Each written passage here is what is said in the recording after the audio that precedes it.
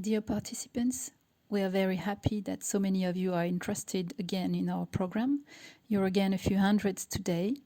We have the pleasure to welcome Nina Teicholz to talk about diet and health, specifically today about fats, saturated fats, cholesterol, red meat, and what has shaped public discourse on dietary recommendations from food pyramids to Eat Lancet, for instance. We'll review the current science and the evolving knowledge about how our diet should look like to keep us healthy in the context where the connections between food and health are clearer every day and where global health is heavily compromised. We'll look at what may have gone wrong and why regarding nutritional recommendations in the last 60 years. So that everybody is aware where we're talking from. PlanetScore is owned by a scientific foundation whose name is Solid Grounds Institute.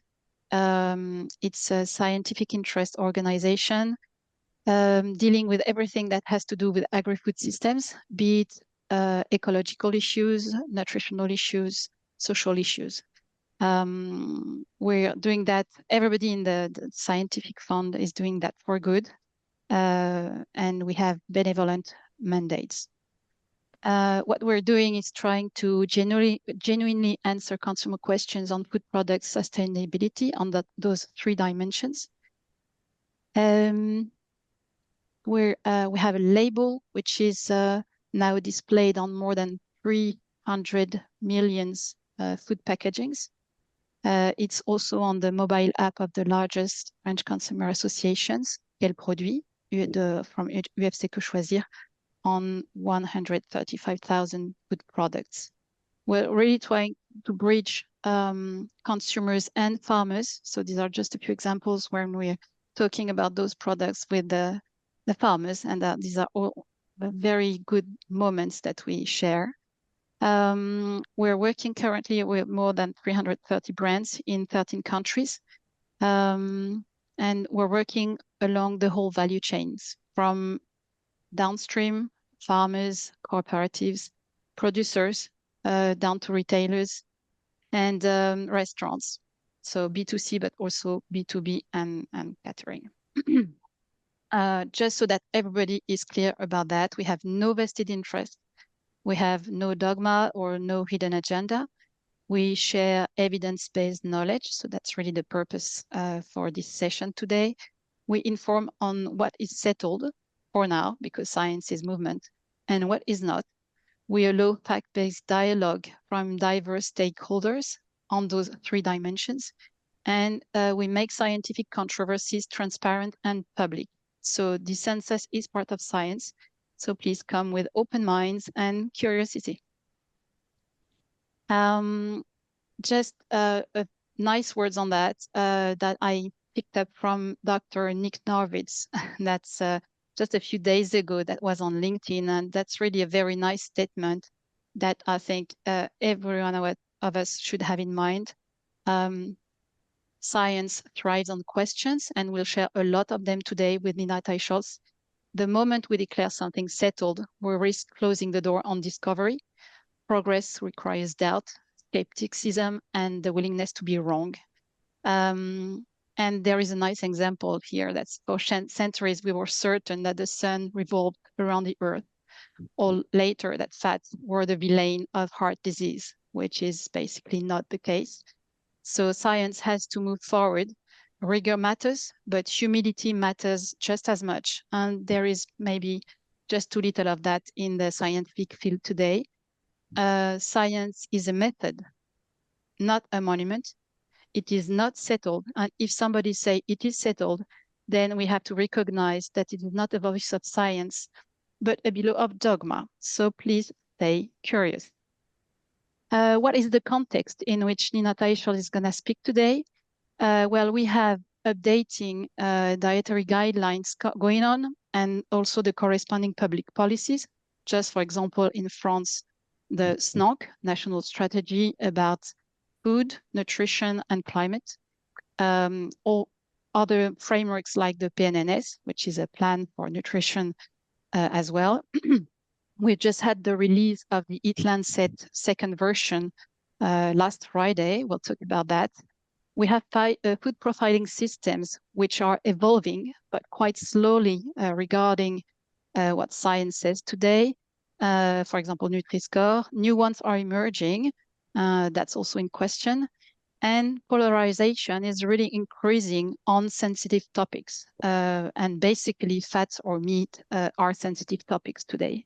So we need to adopt a transparent and fact-based approach to give those conversations and debates some open public space. These are just a few examples of this context. This is the release of the Eat Lancet last Friday. If you're interested, I've posted on LinkedIn 2 days ago on that, just with a summary. That was, sorry, this is in French, but basically we have a few issues with that, and especially because there are a few reality checks which he seems to be missing. Especially it pledges, it advocates for the reduction of all livestock, ruminant livestock, so cows, sheep, and goats, by 71% at the global scale worldwide. The decrease of 96% of all livestock, porks, and poultry. And there is a strong recommendation to limit, especially red meat, from less than 14 grams per day. The best being in the recommendations being 0 for health issues. So we'll talk about that today. That's an interesting entry point in the subject. But with minus 71% of cows, we need to diminish the production of milk by only 20%. So I think that's an intensification move, which this is not the subject of today, which is quite worrying. On top of that, we need to increase the production of fish by 46% for health purposes. But as you know, we have quite a lot of issues on ocean and fish farming, which make that perspective nearly impossible. Well, and everything in there should be with yields which are maintained or increased. On the nutrition side, what this says is that we have to lower saturated fats as much as we can. So, for example, butter, cheese, cream, tallow, and cocoa. And fats should come mostly from nuts and seed oils, plus a little bit from fatty fish. So this is the context we're in. Plus we have narratives which are not really about dialogue, but about trying to silence the controversies, which we think is really worrying. And basically, we need to open the space to say whether there is panacea or not. It's obviously there is more to the story than just opposition and binary narratives. So Nina today is with us. I guess most of you know her, but Nina Teicholz is a New York-based science journalist, and she's the author of the New York Times bestseller, The Big Fat Surprise, which reversed and upended the conventional wisdom on dietary fat, especially on saturated fats. A Stanford, Oxford, and Reading University graduate. She has a PhD in nutrition, and she's focusing on evidence-based dietary policy. Nina Teicholz is also the founder of the Nutrition Coalition, which is a nonprofit working to ensure that nutrition policy reflects the best and most current science. Her focus is to research and challenge scientific grounds and conventional wisdom when they appear unsettled or shaky, and help advance science for reversing non-communicable diseases and improve metabolic health, which is, as you know, heavily compromised today. Teicholz has appeared on most major TV networks, and her work has been published in the New York Times, Wall Street Journal, The Economist, but as well in academic journals, including the BMJ, Nutrients, and PNAS Nexus. So Nina, after this short introduction, the floor is yours. And if you want to share the screen, that's right for you. I'm going to stop mine. Okay, thank you, Sabine, and thank you for Thank you so much for that kind introduction. We don't have a lot of time. I'm really pleased to be here, and we don't have a lot of time, so I'm just going to dive in. Sabine already went over my background. I did get a PhD in nutrition, specifically focused on evidence-based nutrition guidelines. What are the standards for proof? And I particularly looked into the saturated fat guidelines for that. I've been researching nutrition and health for 20 years. I'm the author of a book that Sabine mentioned, and also almost a dozen peer-reviewed papers on nutrition now. I did found the Nutrition Coalition, which is a non-profit, non-partisan educational organization with really our sole aim is to ensure that our dietary guidelines are evidence-based. That group has been around for a decade now. And as Sabine said, we are in a major inflection point right now because the new dietary guidelines in the United States will be coming out probably within weeks, and I think they will be quite significantly different than previous dietary guidelines. So I'm also a member of the Coalition for Metabolic Health, which is a group of researchers, doctors, reversing chronic disease, and that is a new international group that's been formed. It's really important to mention conflicts of interest, and I'm an independent journalist. I receive no funds or any support of any kind from any industry or any interest group, and I never have. Also, my book is not a diet book. It's a serious researched, well-researched book with 150 pages of footnotes on the history, politics, and science behind nutrition recommendations.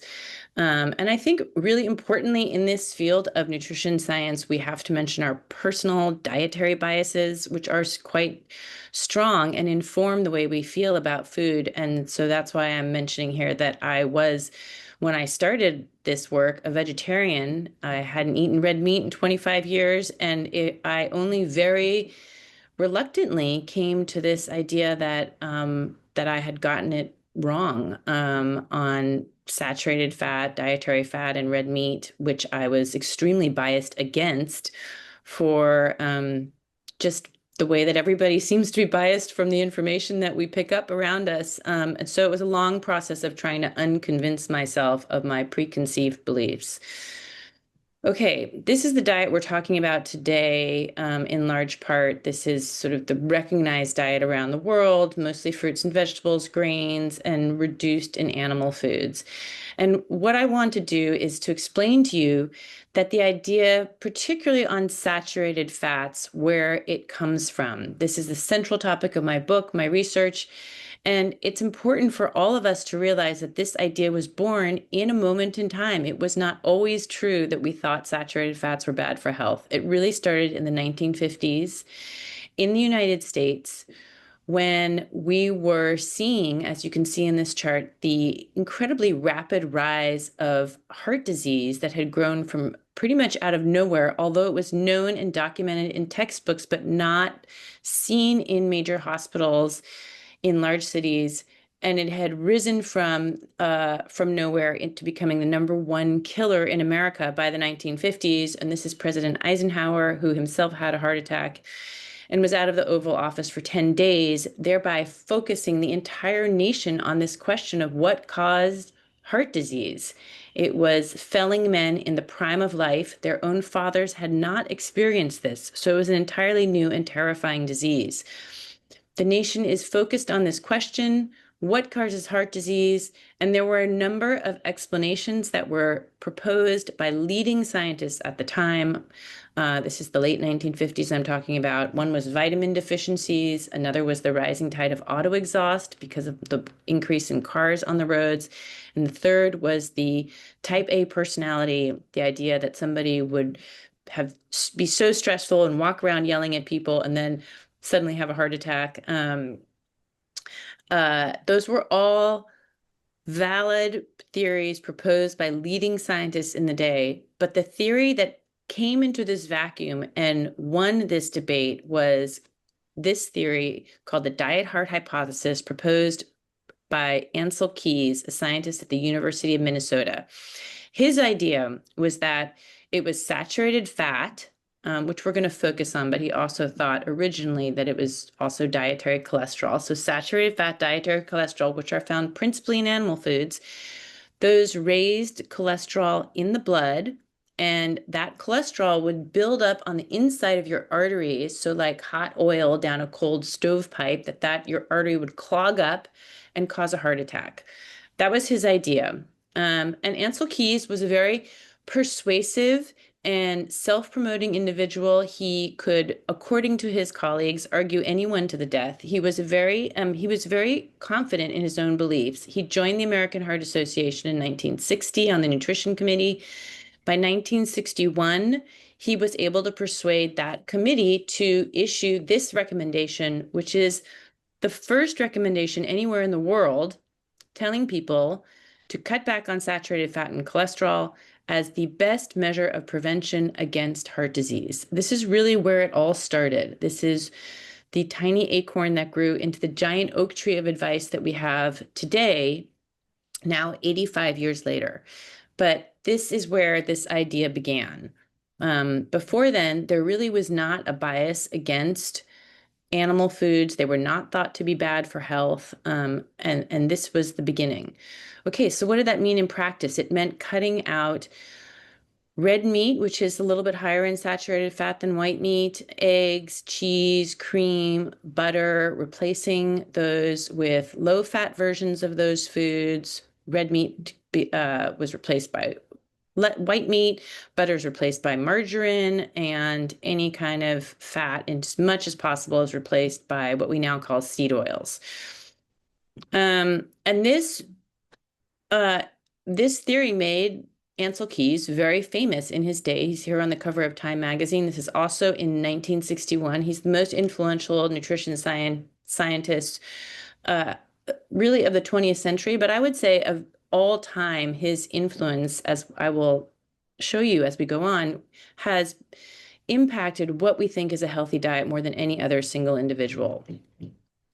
What was the evidence for this American Heart Association recommendation in 1961? It's really important to note that there was very slim evidence, tiny, a few little clinical trials on humans that were uncontrolled and not well documented. Mainly, there was this study, the 7-country study, that had not yet been published and would not be published until 1970s, but it was underway, and Ancel Keys was the director of it, and he was talking about this study to his colleagues. There was nothing to compare it to in the time in terms of the size and magnitude. It was on 7 countries, mainly in Europe, but also in the US and Japan, on nearly 13,000 men that he was following all over the world. This was a huge, ambitious, unprecedented experiment. He was trying to track what the men ate and their level of cholesterol, and which men died of heart disease, had heart attacks, or died of heart disease. So this was a tremendous undertaking all over the world. And what did he find? He found that in a 1970, sorry, this should be 1970. This is not my final, this is not my final presentation. I'm so sorry. Hold on a second. I'm just going to can I reshare? No problem. That's just a nice moment for me just to say that if some people have questions, you can ask them in the Q&A, question and Q&A, question and answers. We have a lot of them already, so I will just bundle them once we have 3 rounds of presentation, and I will just bundle them for each of those rounds. Okay, yeah, but I'm happy to ask something now while I'm just looking for this. Okay, we have a lot of questions around, but I think you will answer that in the first round. What are the true dangers of saturated fats? Is cholesterol a fat? Is it really clogging arteries? I'm happy to ask something. Cholesterol is not a fat. Cholesterol is a complex molecule that is used in every organ, in every tissue in the body. Just ask me another question. I'm sure I can handle it while I'm doing this. So, yeah, do you mean that food pyramids did not exist, or even nutritional recommendations before that happened? What happened in the United States in the 60s, 50s, and 60s? Yes, that's a very good question. And in fact, there were no nutrition recommendations, nationwide nutrition recommendations anywhere. And in fact, the US ones did not come into play. So that American Heart Association was the very first one, but then the but they did not in the US, as I will explain, they did not come into play in the United States until 1980. Okay, the 7-country study. What was the conclusion? A 1970 publication by the American Heart Association, which, let's remember, Can you hasn't. go full screen? I don't think it's full screen for now. The conclusion, which was published in 1970, so this is now 9 years after that recommendation by the American Heart Association.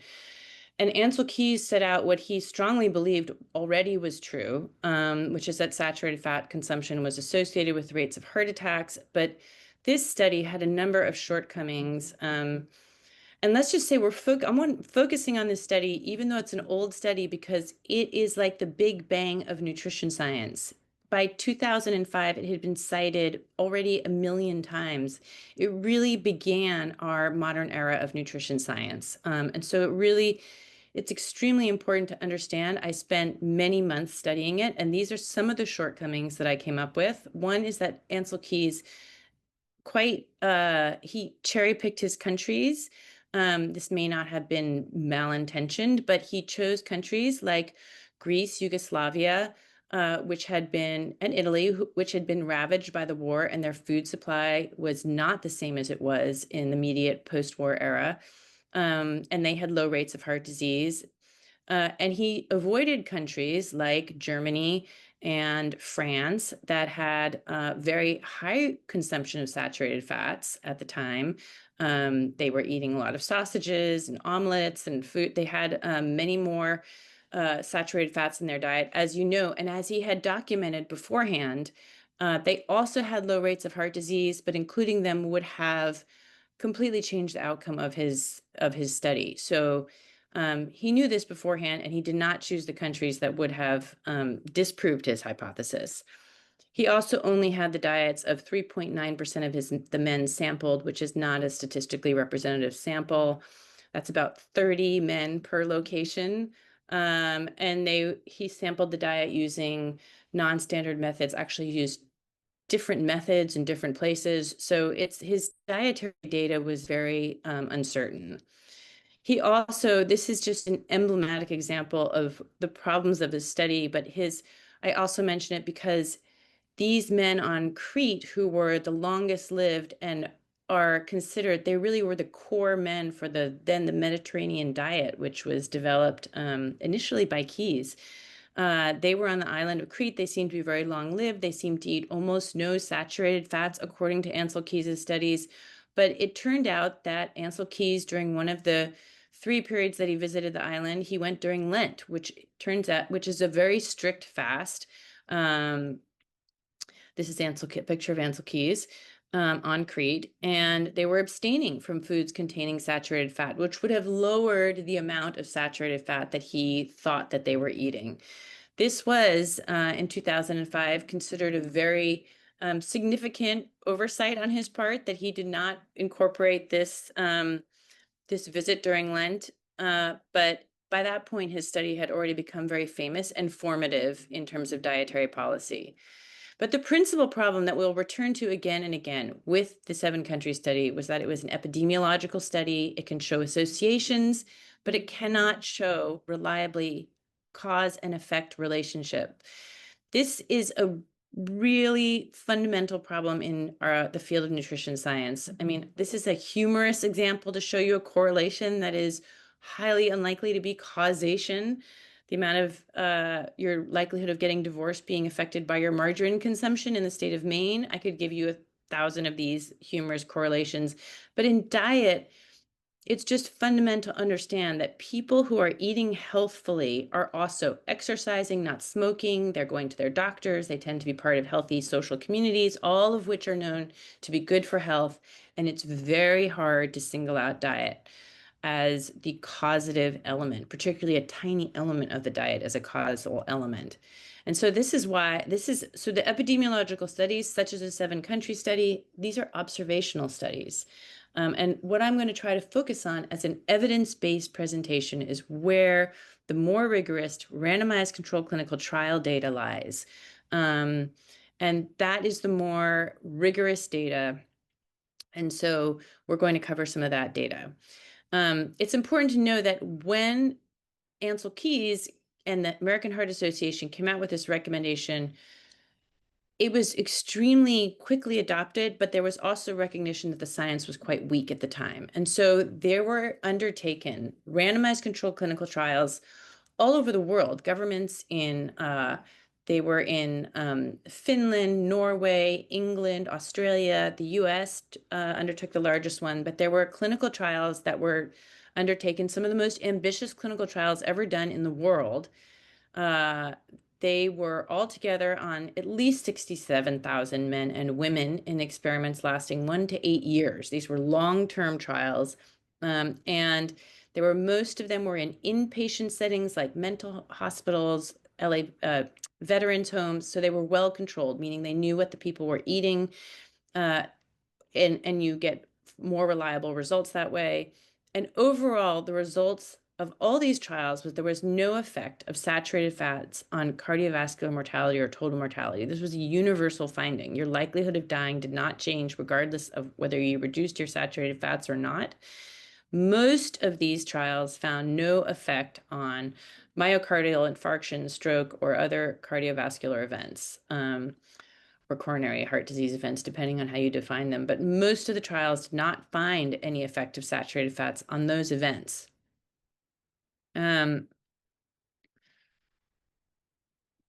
Okay, these are known as the core trials on saturated fats.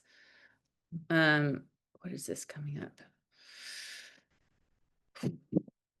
Okay, I'm going to mention one of these, which is the Minnesota Coronary Survey, which was really the most rigorous and longest study. It's 4.5 years randomized controlled clinical trial on 9,000 men and women, one of the only trials to include women, in 6 Minnesota state mental hospitals and 1 nursing home. Again, that means a high level of control over the diet.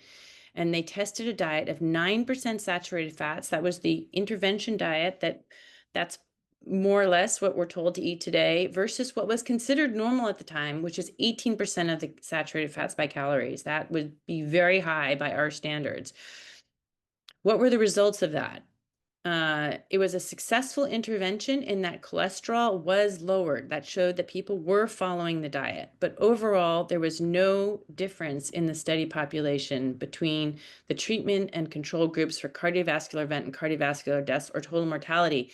This study was not published for 17 years after they completed it.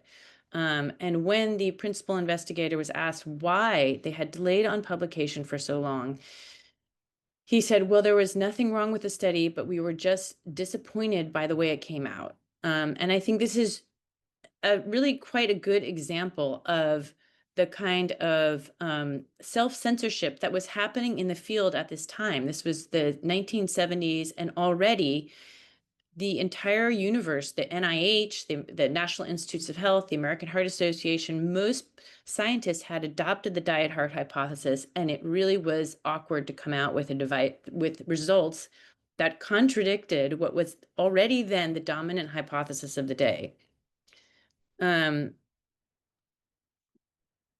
This is Ivan France, the director of the study. Ansel Keys was actually one of the original people on this study.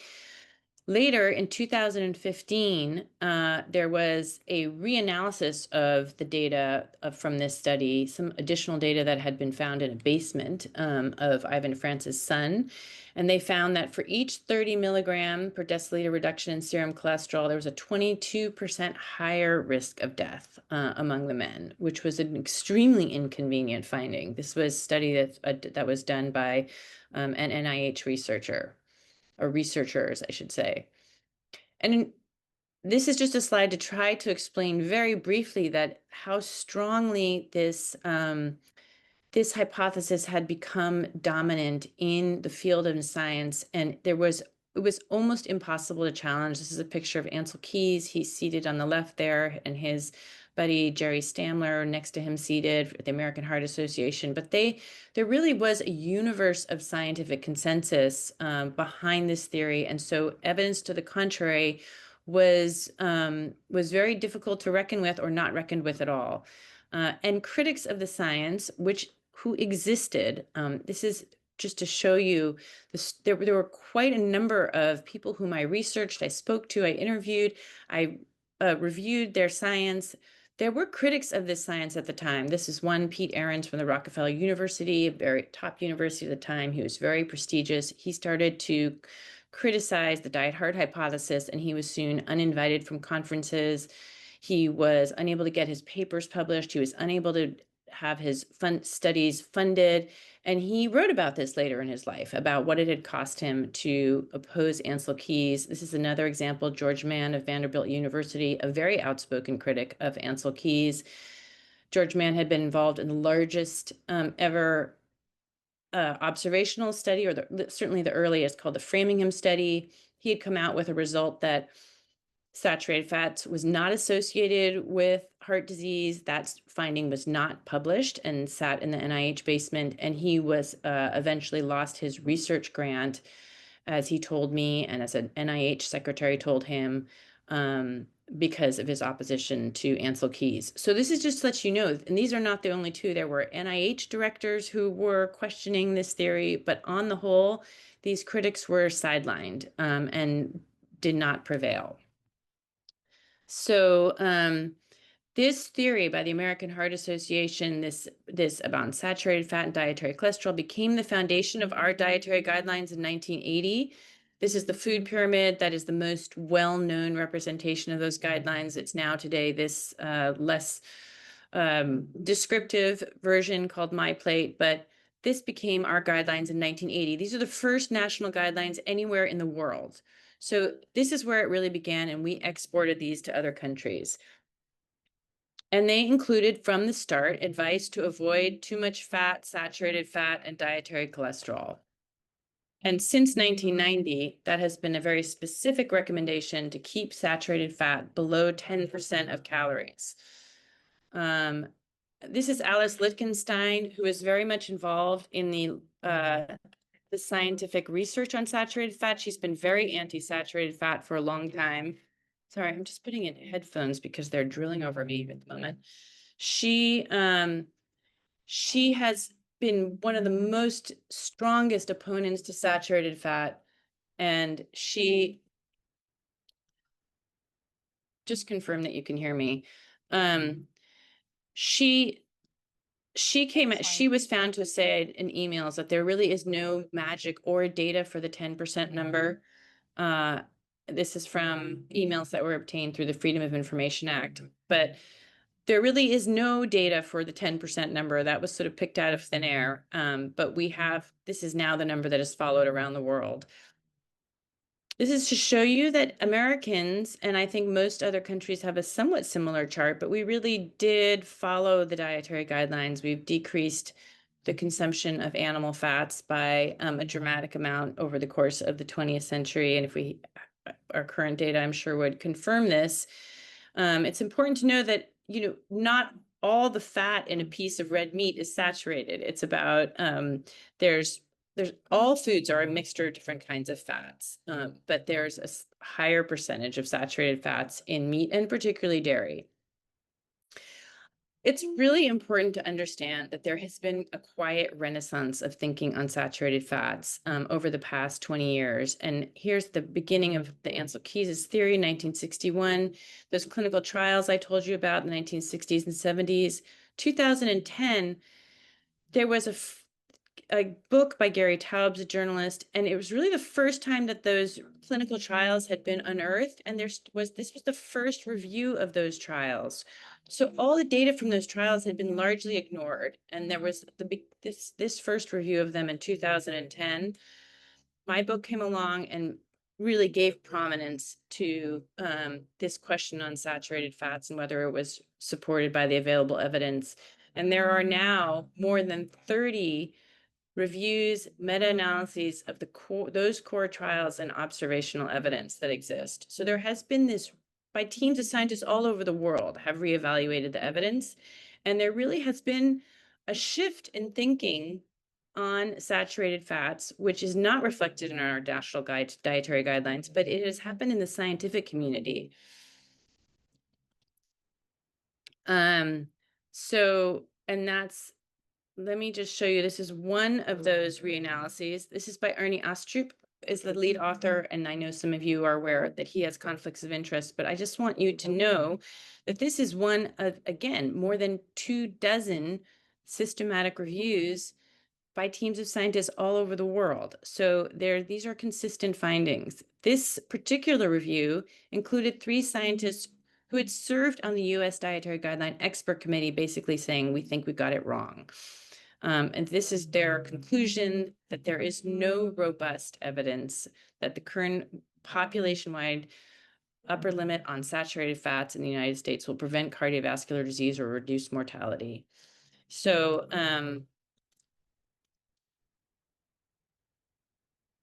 and this was chosen as one of the best papers of the year by the editor-in-chief.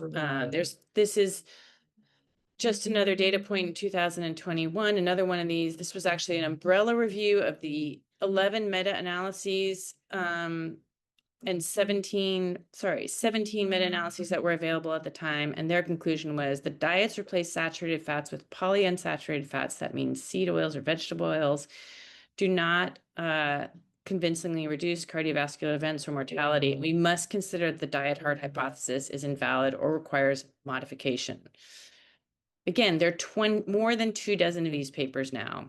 Why has this science not been incorporated in national dietary guidelines? One reason, and this is a cover story that I wrote, is that they have not been reviewed by any of the expert committees for our US dietary guidelines. They have been, they were not in the original dietary guidelines, and they have not been systematically reviewed since.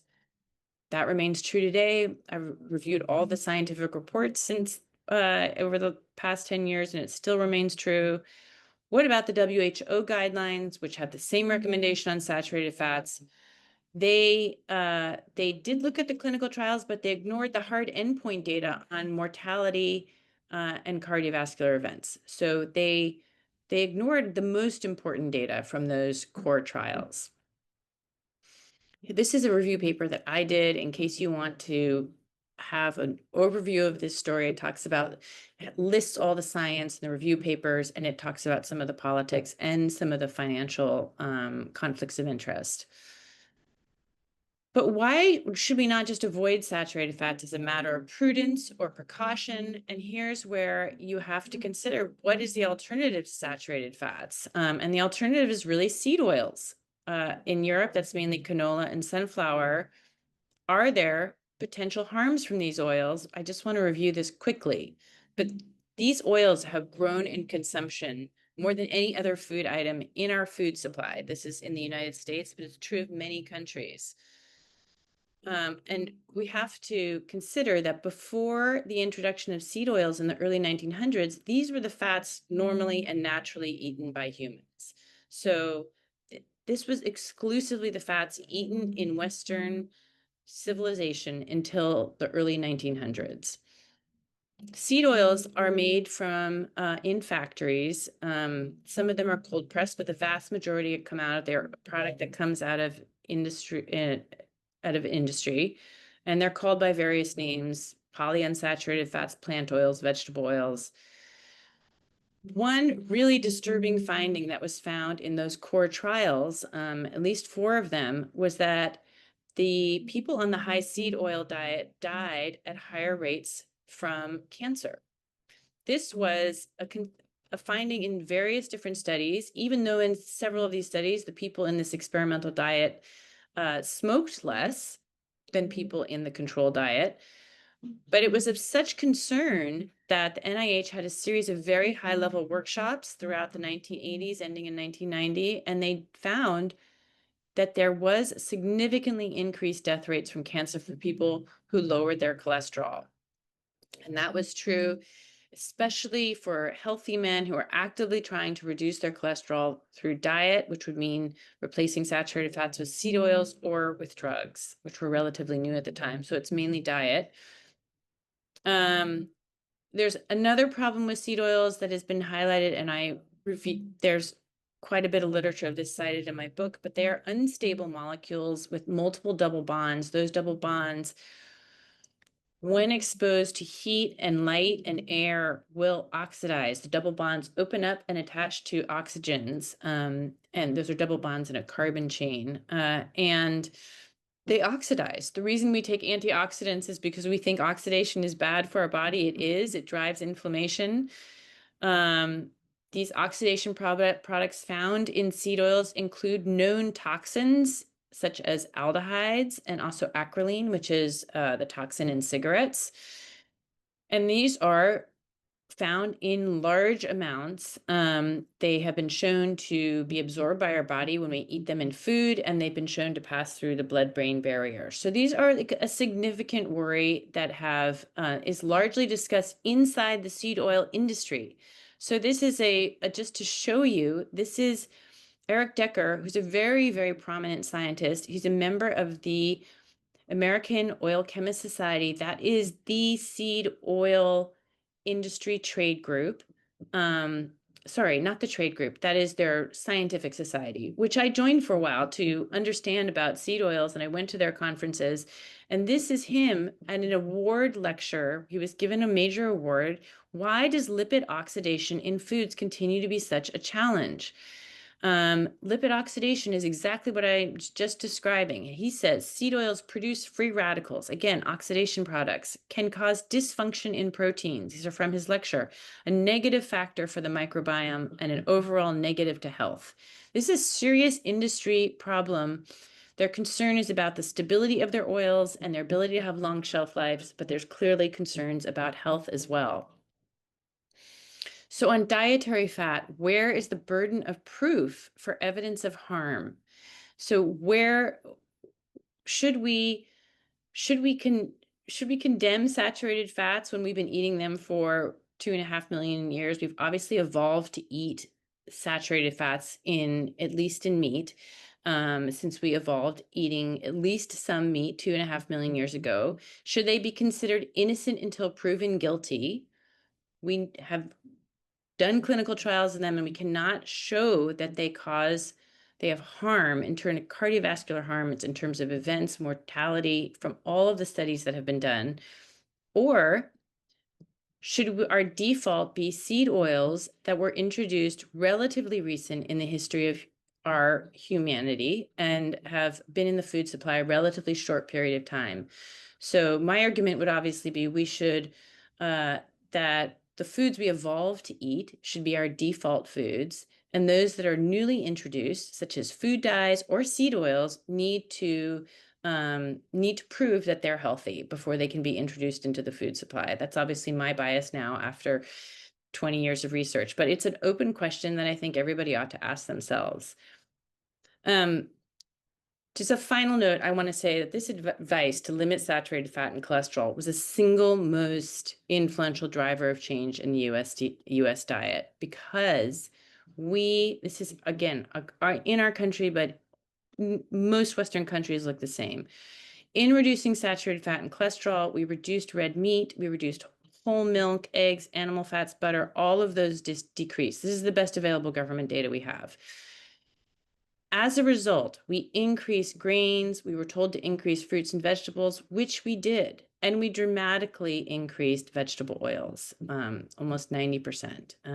So this is food availability. So really, this advice to decrease saturated fat and cholesterol, which caused us to increase our fruits, vegetables, and grains, this is the dramatic shift that has happened in the United States and in other Western countries. And here I break it out by plants foods versus animal foods. This is not a chart attempting to show any kind of causation. It's just showing you that we have been moving towards a plant-based diet since 1970, at least in the United States. I've taken out sugar because I don't want that to be a confounding variable for plant foods. But you can see America, and I would posit most of the world, in the Western world, has been moving towards a plant-based diet for decades now. This is not associated with our improving health, but that's not an argument for causation. I'm not making that argument. So I know I put a lot of ideas out there, and I'm sure there are many questions. Sabine, I'll hand it over to you. Thank you very much, Nina. Yeah, there are quite a lot of questions. One is, but what about omega-3? In seed oils, we have them in especially rapeseed oil, and isn't it really really useful for humans? Um, you know, Omega-3s are essential fatty acids. Seed oils are not a particularly good source of them. If you want omega-3s, they're much better obtained through real foods. I mean, most vegetable oils don't contain any omega-3s. So they might be added to seed oils, but it's much better to obtain those through food. And one reason is that in the food matrix, they're more stable. Omega-3s, just like the polyunsaturated fats and seed oils, are unstable when they're in liquid form. So it's much better to eat them as a part of food where they're contained in the food and they're more stable and less likely to oxidize. Okay.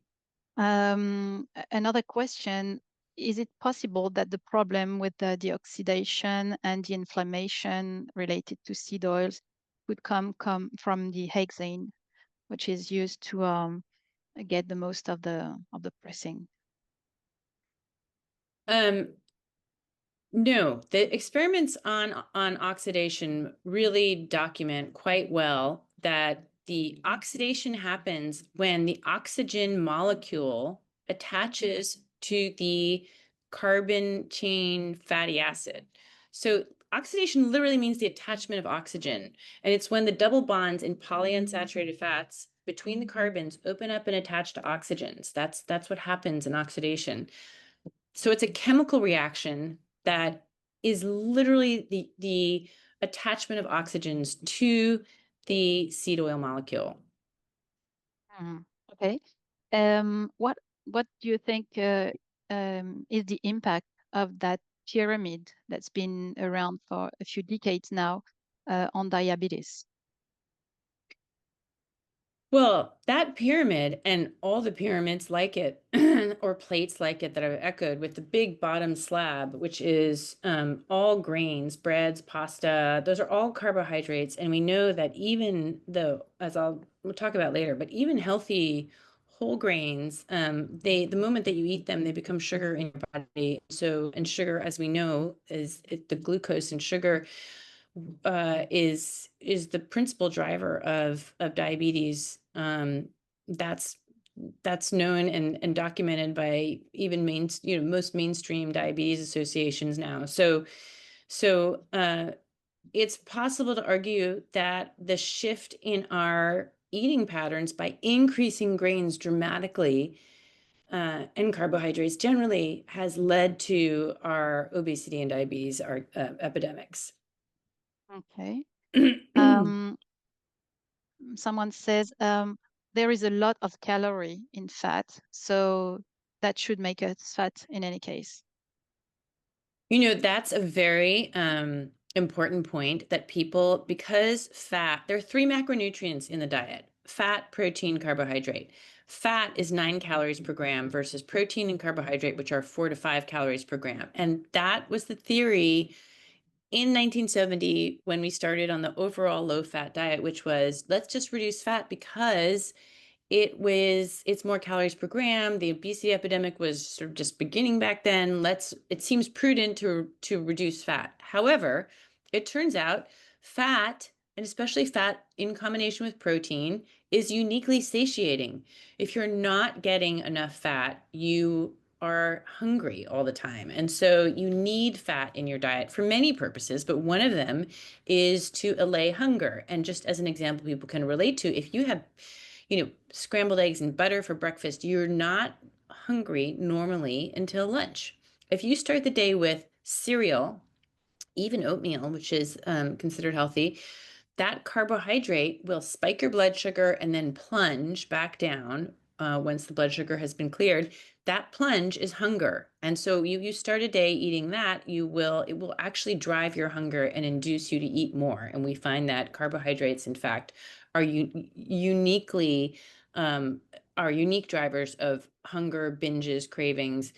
And so it turns out that fat is very important for keeping blood sugar stable and for avoiding hunger. All right. What about olive oil, which is the oil which is central to the Mediterranean diet? Yes. So olive oil is unique in that it's mostly what we call a mono unsaturated fat. That mono means only one double bond, only one opportunity for that bond to open up and attach to oxygen, versus polyunsaturated fats, which are seed oils, which have the poly is from multiple double bonds. So olive oil in all the oxidation experiments, you see kind of a small amount of oxidation with olive oil, not very much. Seed oils, you see quite a lot of oxidation. And saturated fats, butter, ghee, coconut oil, they have no double bonds. So there's no oxidation. So olive oil kind of occupies this, I think, it's a more ideal middle ground for in terms of oxidation. But obviously the best in terms of avoiding oxidation altogether would be, in this case, saturated fats. Yeah, and to use olive oil without cooking it, just to make sure the part Right. that's not stable does not oxidize. We have people asking whether we should make a distinction between seed oils which are refined and extracted with hot temperatures, and those which are just pressed and extracted in a cold fashion. I think it all comes down to the chemistry of those seed oils, and it doesn't change depend the chemistry is the same regardless of the preparation. If you have a polyunsaturated fat, you have multiple double bonds, and that does not change regardless of the preparation. So it may be that there are other things that are different about the oils, but the essential problem of oxidation remains the same regardless of preparation. Okay. The only way to Uh, reduce that problem of oxidation, is that some oils are high oleic, and oleic is the type of fatty acid in olive oil, which only has one double bond. So high oleic acid oils again, it's all about getting the number of double bonds down to minimize oxidation. So that's why high oleic oils tend to be healthier. Yeah, we had farmers here in France developing that thing, higher lake oils. So that could be a nice option. And basically, olive oil has nearly the same profile as duck fat in terms of the split between different fatty acids. Um, so just sharing my screen, when you see that type of product, can you see my screen with a just egg? No, I still see my screen. Should Okay, I? so yeah, maybe if you can just um, remove it, and I'll just share that. Do you want Um, me to stop sharing? yeah, Okay. if you may. All right. Just let me know when you see my screen. Is Yes. that okay? Yeah. So when you see this type of products, which are very much formulated to get a nice food profiling, and all, if I understand what you've said, all the food pyramids we've got in the world, and all the food profiling systems like we have in France Nutriscore, which is basically a tool which aim is to remove saturated fats or make them as low as possible, to lower as much as possible all fats, by the way, and also, I mean, claims about as little as possible cholesterol, so that has a nice food profiling result. What would you think, that it's better than eggs or much worse, nutrition wise? Well, I mean, I think any fake food is not as healthy as a real food, because I mean, it's like Whole Foods. It seems to me Whole Foods are just self-evidently more healthy. And All right. anytime you're trying to create some kind of imitation food, there's just aspects of it that, it's unproven. We can't, again, should we eat the foods that we've been eating for tens of thousands of years or millions of years, or should we eat some food that was invented, evolutionary speaking, yesterday? So, I mean, I think there's just a common sense argument there. All right. So this is what we have for olive oil, for example. Just because there is saturated fat in olive oil, of course. This type of oil is the same result. And what I just wanted to show you is that margarine is going to have a rather nice profile when you compare it to real butter, just because it has less saturated fat and less overall calories. So that's rewarded in the food profiling system. And same for this type of product where you have very low sugar, very low carbs, but very high saturated fats.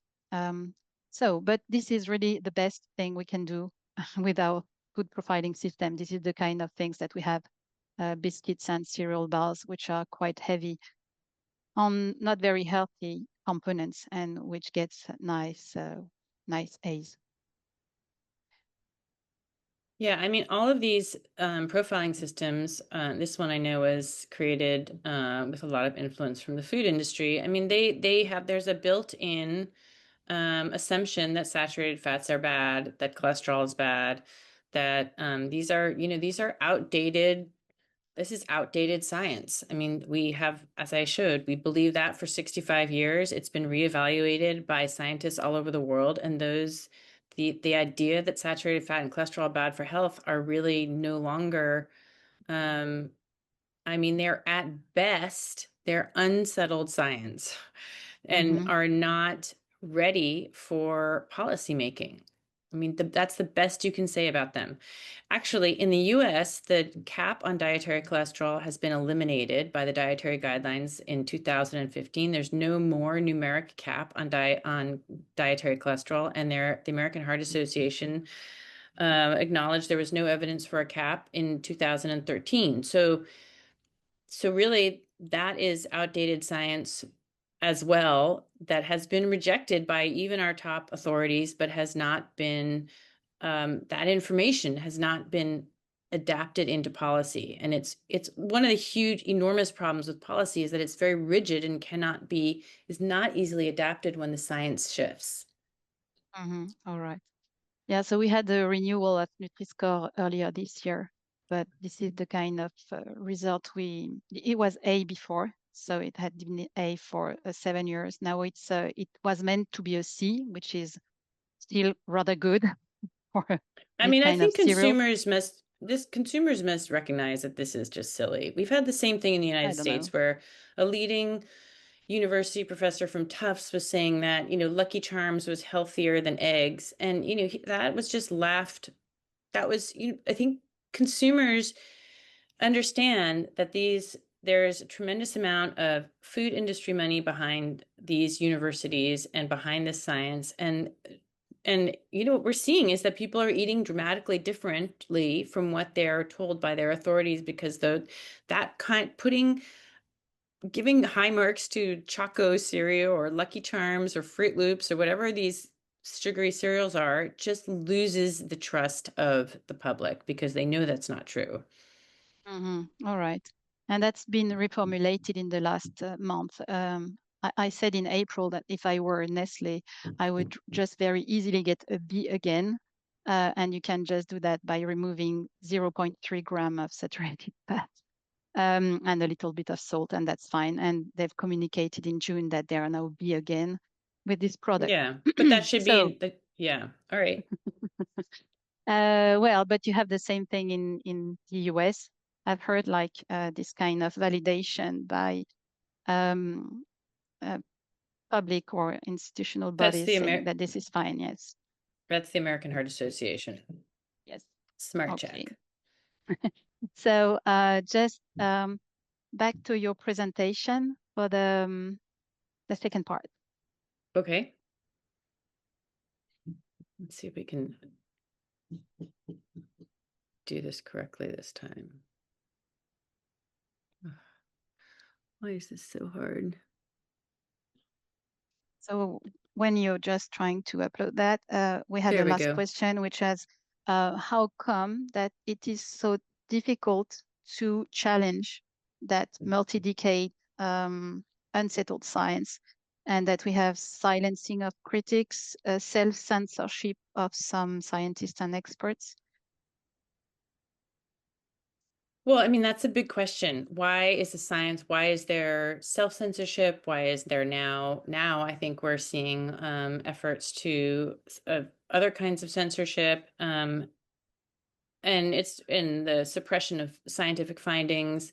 I mean, let's just go through these reasons fairly quickly. But first of all, and the most generous explanation that I think that there is there's a tremendous amount of cognitive dissonance in the field, right? If scientists build their careers on the idea that saturated fat is bad for health. They believe that meat and dairy are bad for health. Any reconsideration of those beliefs would be very difficult from an intellectual and cognitive point of view. And so there's a reluctance to change one's mind. This is obviously also true of institutions like the American Heart Association or the National Institutes of Health.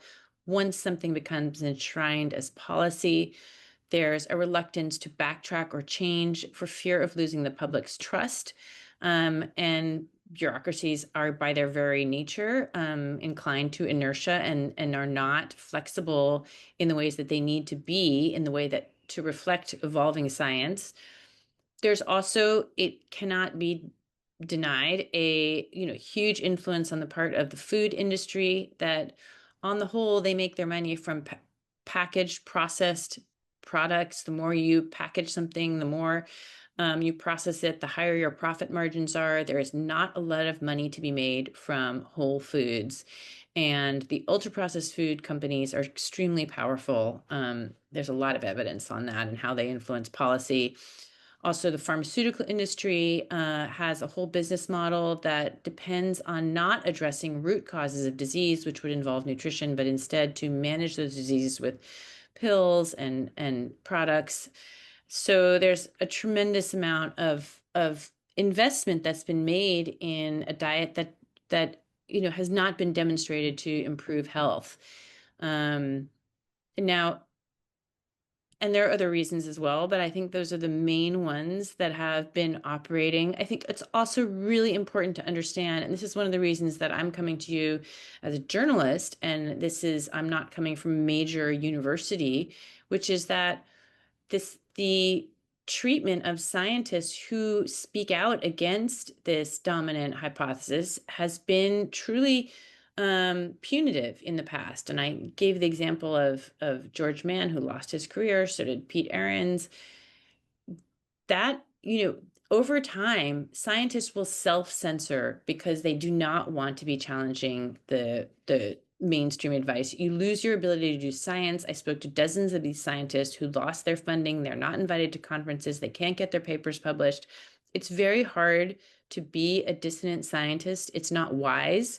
And so the voices of the critical voices that you would want to hear in the scientific community um, are intimidated. That's why I publish and have published mainly with scientists at the end of their careers, very prominent scientists, but they have to wait until the end of their career in order to publish things that they truly believe are true, that will not, they have no career to sacrifice. Okay, I'm going to go That's on quite here. frightening. Yeah, thank you very much. That was a very clear answer. Okay, so let me continue. So the question is, can we be healthy on a diet, a mostly plants diet? And this is obviously the question of the day with the new publication of Eat Lancet that just came out. This is their new diet from their new paper. I compared it to the old diet from their 2019 paper. There's really almost no difference except that grains are slightly reduced. Otherwise, the shifts are absolutely minimal. Um, how well does this diet support human health? We're going to talk about the protein content, essential micronutrients, and evidence of disease prevention, which I think are the three main important characteristics of any diet that supports human health. So let's start with protein.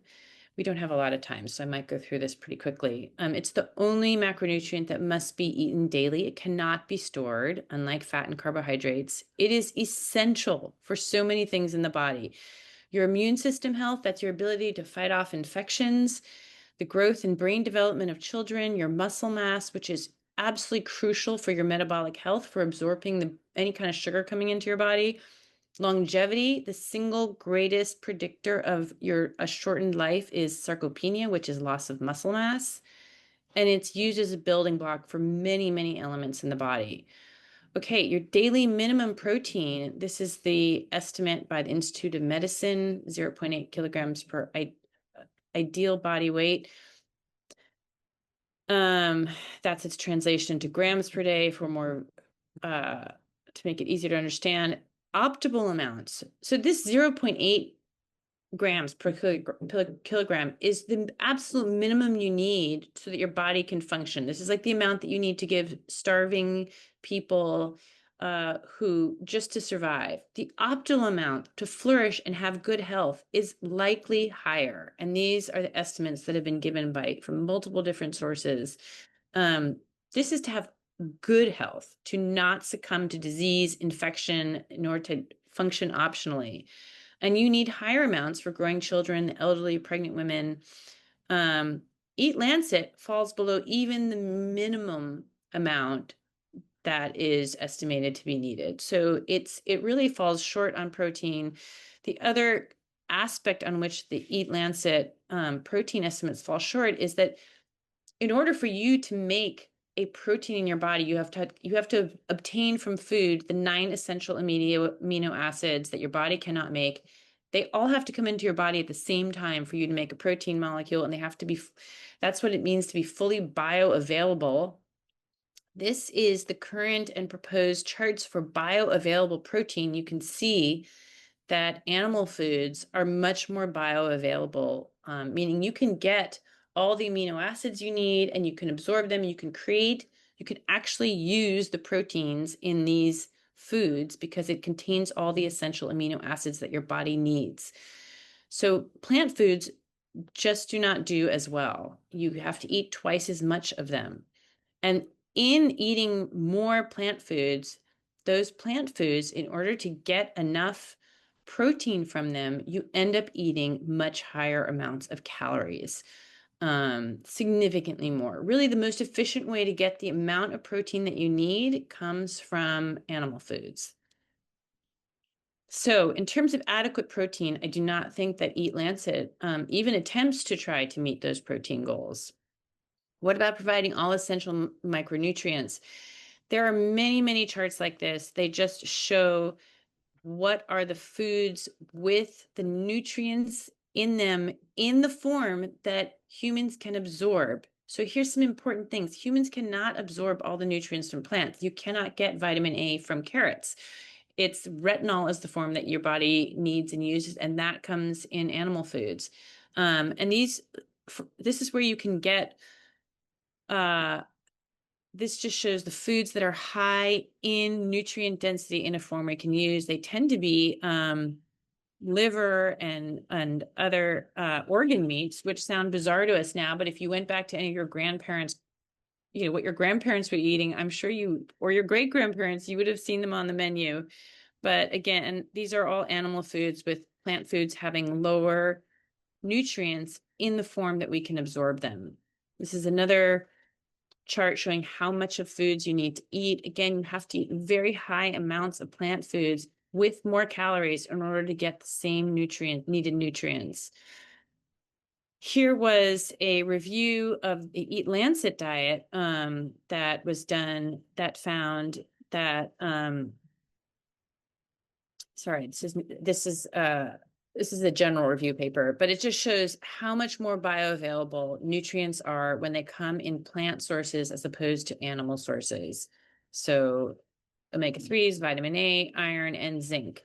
Iron cannot be absorbed. The iron in spinach, which we Eat Lancet proposes eating more of in order to get more iron. That is not the iron. We need heme iron, and that comes in animal foods, not in spinach. What are the estimated micronutrient shortfalls of the Eat Lancet Planetary Health Diet? This was published in Lancet Planetary Health, so this is going to be a conservative estimate, but still it found deficiencies in vitamin B12, calcium, iron, and zinc. So it is a nutrient deficient diet.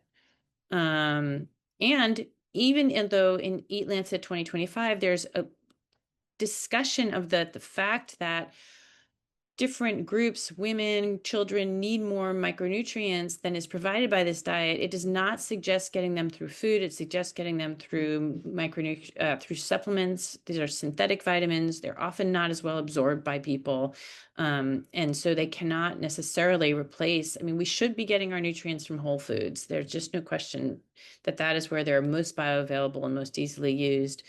This is a clinical trial on a diet like Eat Lancet, also very low in animal foods.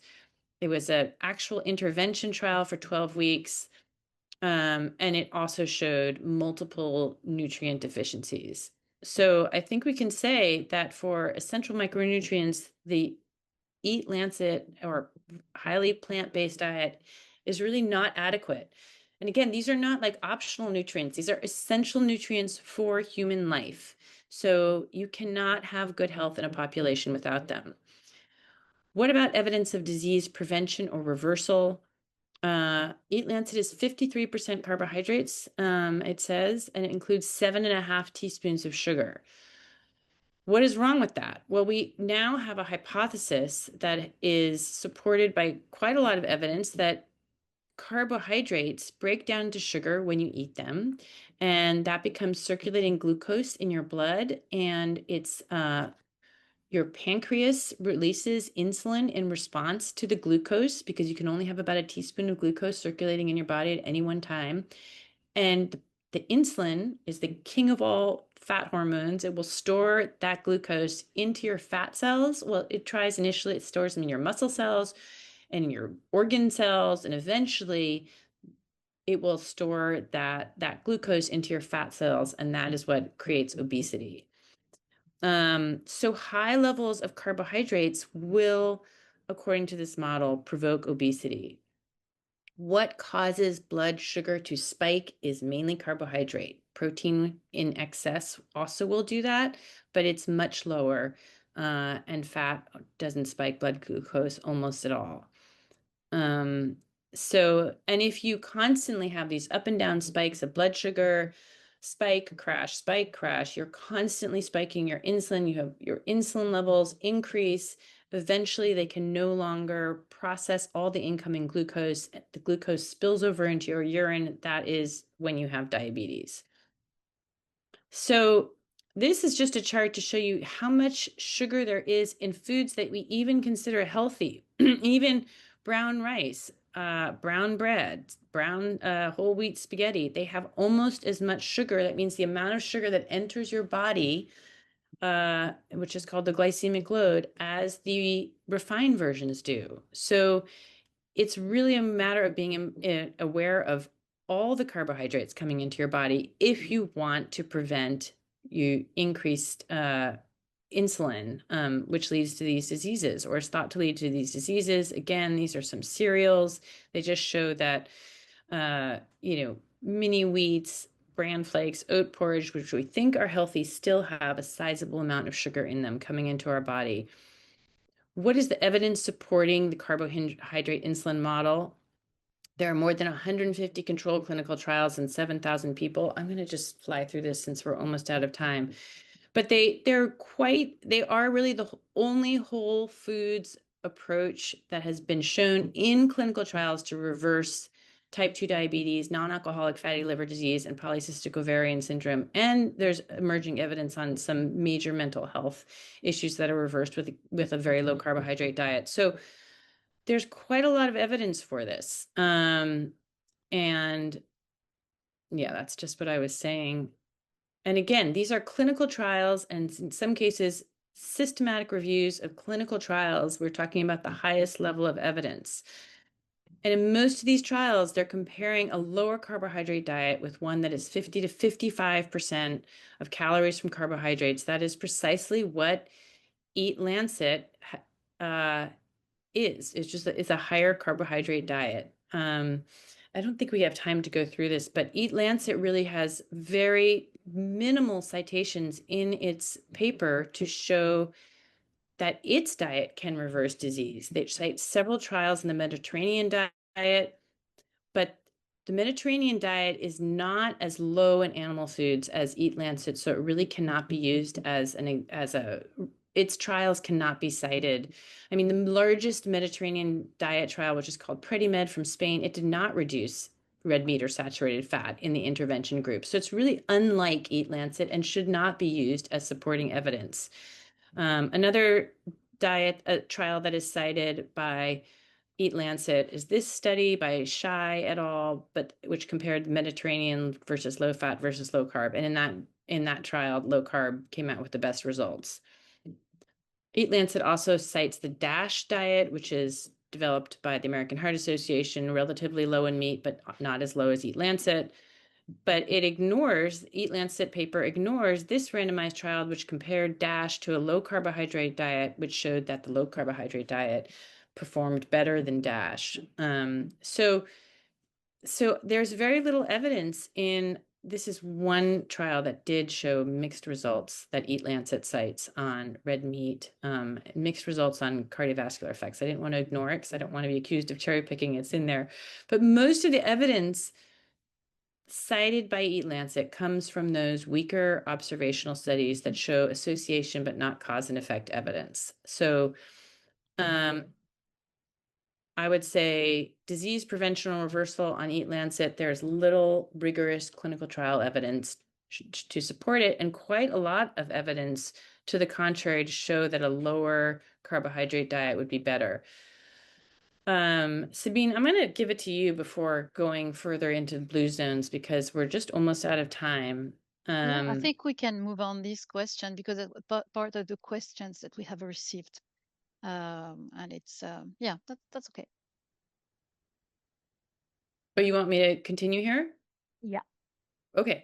So the blue zones is a very often cited, it's a sort of a body of literature that is used to support a high, plant predominant diet as being the healthiest. These are all populations thought to live very, very long lives. I think everybody knows the blue zones, so I won't go into it, but they they do have a diet that is quite like Eat Lancet, very reduced in meat, very low on eggs, and they say / sugar, but they have about 7 teaspoons of sugar a day, like Eat Lancet. 95 to 100% plants, that's quite high. But I am not aware if most people have seen, there was a really important paper that came out that received quite a lot of attention by this researcher who said basically the blue zones may not be so reliable because the data on longevity is not reliable. Did these people actually live exceptionally long lives? His finding was no, it's much more likely to be explained by what he says is pension fraud. This was covered broadly all over the world. This is Dr. Newman, the researcher, saying, I found that all the centenarians came from poor areas. They had generally terrible outcomes at old age and some of the worst life expectancy of their countries. He also found that there was every indication that there was the high densities of supercentenarians were just down to poverty and fraud. What does that mean? It just means that they're committing pension fraud. This was found in Italy. There were pensions. People were basically saying the birth records were so poor that they were claiming to be older than they were in order to get pensions because due to the poverty. This was found in Italy. This was found in Greece. And in Okinawa, another supercentenarian blue zone, it was found that most of the data the birth and death records had been destroyed.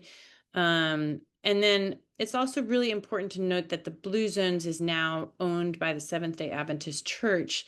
And I think people are not aware that the Seventh-day Adventist Church has a focus and has believed since its founder on the chosen diet by the creator is a diet of mostly vegan diet. And this is something you should read this article. It's really quite extraordinary how the Seventh-day Church has operated by promoting through by spreading this diet around the world. And when you think this is a somewhat tangential point, I want to say that the senior author on this, Juan Sabate, he's been a member of the U.S. Dietary Guideline Advisory Committee. And so there are very, very high level Seventh-day Adventists throughout nutrition because the church has prioritized nutrition as one of their top messages that they spread. They have hospitals, they have nutrition clinics, they have food companies, and they are also quite active in trying to suppress any ideas to the contrary. So we've seen the church, for example, in Australia, trying to silence an orthopedic surgeon who was just trying to warn people against sugar. And they were trying to have his license taken away because he was warning people off of sugar and other refined carbohydrates in order to not have to amputate their feet, which is what happens as a complication from diabetes. And a long investigation by his wife, Belinda Fetke, led to this understanding that we now have the Seventh-day Adventist Church is a very powerful global organization involved in trying to spread the vegan vegetarian diet and very influential in nutrition science. So it can't be ignored. And so that is the force now behind the blue zones that that has to be considered. So, and just as a final word on the evidence of the blue zones, this is a level of evidence that is so low, it's not even on the pyramid of evidence, which is that it's called ecological data, where you aren't even, you're not looking at the diet of one person and following that person to seeing their health results. It's just, what is the population eating as a whole? And then what are all the health results of the population as a whole? So it's very, very weak and poor evidence, and really has to not be taken too seriously. Okay, Sabine, Thank you very over to much, you. Nina. Yeah, and it looks like this blue zone concept has become like a subsidiary or a business branch of this church in some way, and it is a flourishing business now. So we'll talk more about that a bit later. As we were a bit late because of the technical problems at the beginning, I think that you might go on and we'll be late 10 minutes, but so that you can go on the third part, which was about red meat. Okay. All right. So this we'll go through quickly, which is really about some of the science on red meat. This just shows you the idea that, red meat, the consumption of red meat has declined significantly. This is since 1975 to the present, and the idea that it could cause really any of the diseases that, this is a chart for diabetes, but really any of the diseases that we see rising today, the idea that red meat, these could be caused by red meat is just contradicted by this very basic evidence. The consumption of red meat has fallen dramatically at the same time that all these diseases have increased. This is an attempt to, I think I'll just skip this, but I mean, this is the most, these are the most rigorous reviews on red meat that have ever been conducted. They use something called the GRADE methodology. It's the only comprehensive review of the literature on red meat using a high level methodology that has ever been done. These came out in Annals of Internal Medicine, a very prestigious journal, in 2019. They looked at all the literature. This is a team out of Canada. And they really could not find any significant rigorous evidence on red meat. This was looking at cancer mortality. Incidence is very small. Certainty of evidence is low to very low. So there were a series of these reviews. Here's two more of the reviews. They all came out together. This is looking at cardiometabolic, which is cardiovascular disease and markers of diabetes and cancer outcomes. Little or no effect on major cardiometabolic outcomes and cancer mortality. And this one, the magnitude of association between red and processed meats consumption and all-cause mortality and adverse cardiovascular outcomes is very small, and the evidence is very low certainty. So, I just want to emphasize these are the most rigorous, systematic reviews that have ever been undertaken on red meat. Why is it that we have such an emphasis on the harms of red meat when we have such little evidence on them? And those who would seek to condemn red meat, why have those studies not been done? We really have to ask ourselves why we are so focused on red meat with so little evidence against it. But what about cancer? Because I think that's the main concern that people have, that red and processed meat cause cancer. I have done really the only insider reporting on the decision by the WHO and the agency inside it called IARC that came out saying that red and processed meats are probable or possible causes of cancer. I spoke to the people who are on the panel. 5 of them, 6 of them I spoke to and interviewed them. And here's what I found. Well, first of all, what was their finding? Eating meat raises the risk of colorectal cancer by only a tiny amount. This is the absolute risk, not the relative risk, but the absolute risk goes up a tiny, tiny amount. This is for fresh red meat. It goes up a tiny little bit about more for processed meat. I went back and looked at the publication records of all the panel members that participated in this decision, and the majority had spent their careers trying to show that red meat causes cancer. Some had been doing it for 20 to 30 years. Their papers in general could not show that red meat caused cancer, but they came, I think it's fair to say that it was a group that had a bias coming into this meeting, which was their decision was in 2015. I also want to say, like, it's fair that these individuals were chosen. Who would you choose if not people who had been studying red meat and cancer? But they were studying red meat and cancer for decades, trying to find results that are positive. And we all know that positive results get more attention than negative results. So sort of the whole process leads to this kind of bias.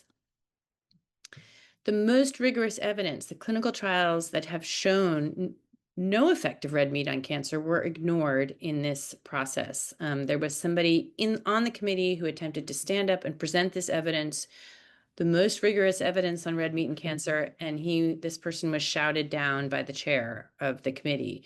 I'm going to briefly show you these experiments that were ignored by this decision.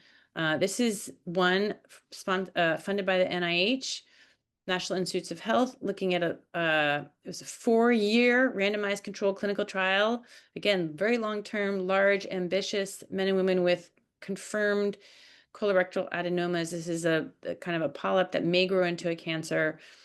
They tested the hypothesis that if you reduced meat and fat and then replaced them with fruits, vegetables, and fibers, exactly what Eat Lancet is recommending, that you could prevent reoccurrence of those polyps.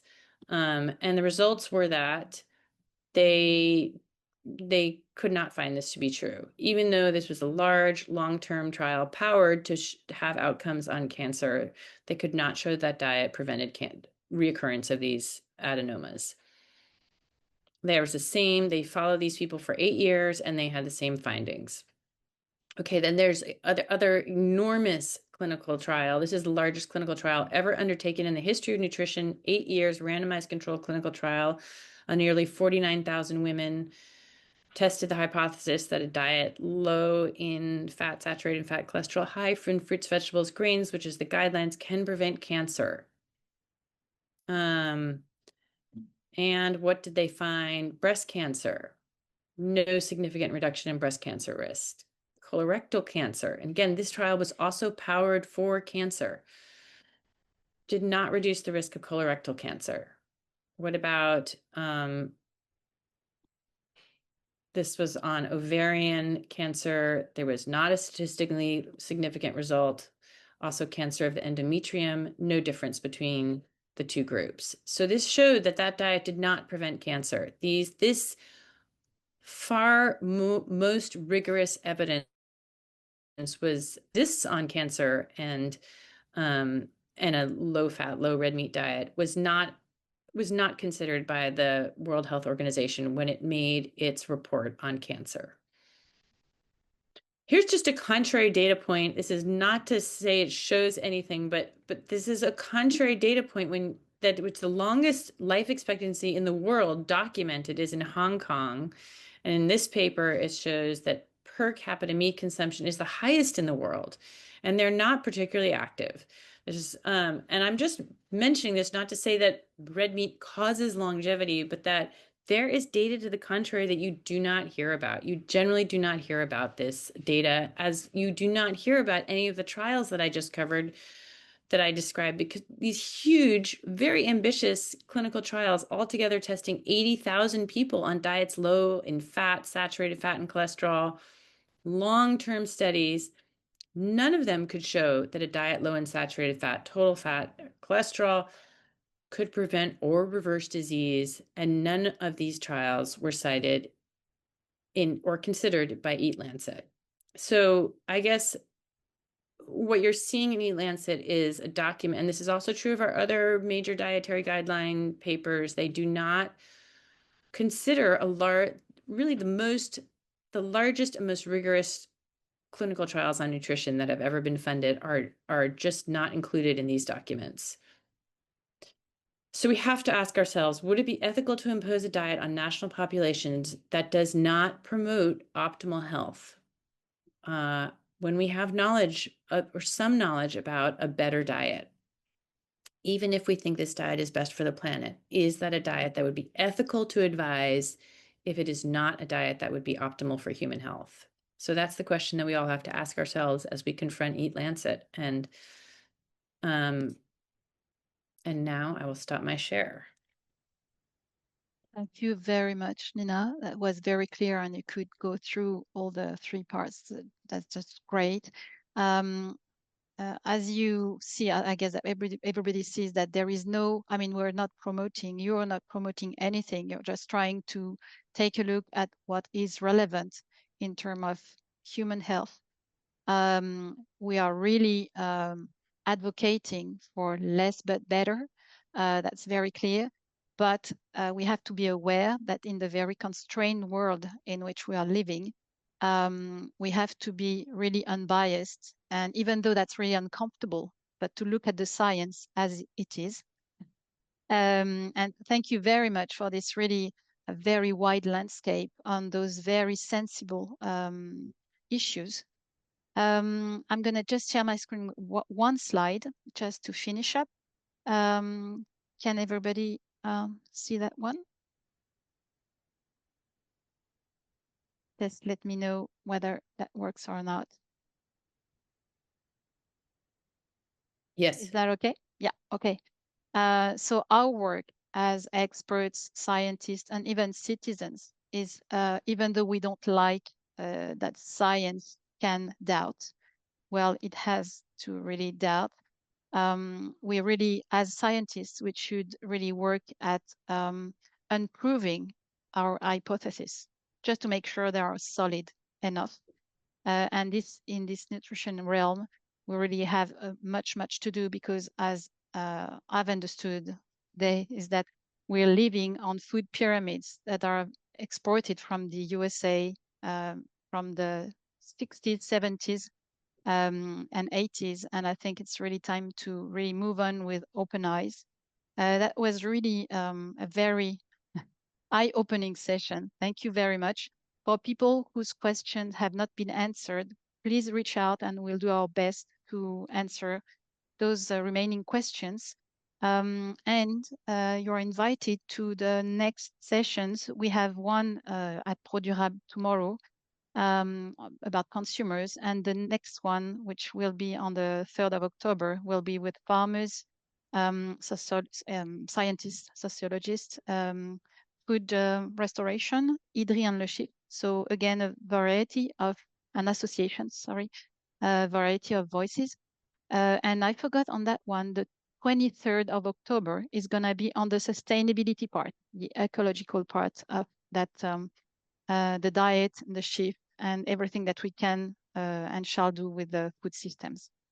So thank you very much again, Nina. That was a great pleasure to get a chance to hear you today. Bye-bye. Thank you.